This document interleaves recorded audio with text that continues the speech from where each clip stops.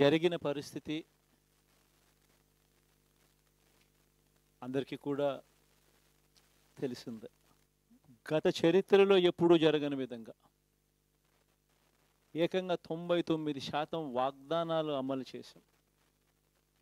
ఎప్పుడు జరగలేదు ఆంధ్ర రాష్ట్ర చరిత్రలో కానీ దేశ చరిత్రలో కానీ ఈ మాదిరిగా మేనిఫెస్టో అన్నది ఒక పవిత్ర గ్రంథంగా భావించి అదొక బైబిల్ గాను, అదొక ఖురాన్ గాను, అదొక భగవద్గీత గాను భావిస్తూ టిక్కు పెట్టమని చెప్పి ప్రతి ఇంటికి పంపించి టిక్కు పెట్టమని చెప్పి ప్రతి అడుగుతూ ఆ ప్రతి అక్క చెల్లెమ్మల ఆశీస్సులు తీసుకుంటూ ఆ ఇంట్లో ఉన్న అవ్వాతాతల దీవెనలు తీసుకుంటూ ఏ రోజు కూడా ఈ మాదిరిగా బటన్లు నొక్కడం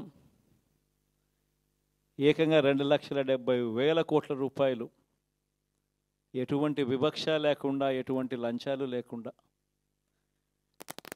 ఏ నెలలో ఏమిస్తామో అని ముందే చెప్పి క్యాలెండర్ ప్రకటించి ఆ నెలలో అది తప్పకుండా ప్రతి సంవత్సరం తూచా తప్పకుండా ప్రతి సంవత్సరం అది జరిగేట్టుగా చేస్తూ ఏకంగా 2,70,000 కోట్ల రూపాయల వివిధ పథకాల ద్వారా మాట తప్పకుండా జరగడం కూడా గతంలో ఎప్పుడూ కూడా చూడలేదు, జరగలేదు.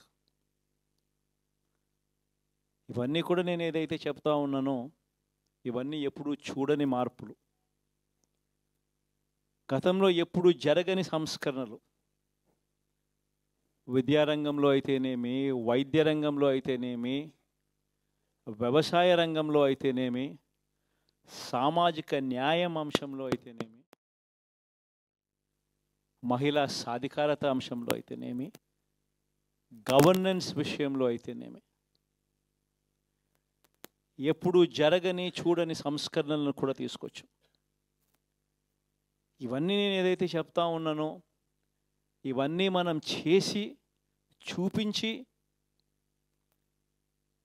ప్రజల మన్ననలు పొందిన తర్వాతే ఎన్నికలకు వెళ్ళాం. ఎన్నికల్లో ఏమైందో తెలీదు. 5 సంవత్సరాలు కళ్ళు మూసుకుంటే చాలా అయిపోయింది. 5 సంవత్సరాలు మళ్ళీ 2024 నుంచి 2029 కూడా అదే మాదిరిగానే కళ్ళు మూసుకుంటే 2029 కూడా కళ్ళు మూసుకుంటూ వచ్చేస్తుంది. ఇవి మనం గుర్తుపెట్టుకోవాల్సిన అంశం ఏమిటి అని అంటే సినిమాలో ఓన్లీ ఫస్ట్ హాఫ్ మాత్రమే.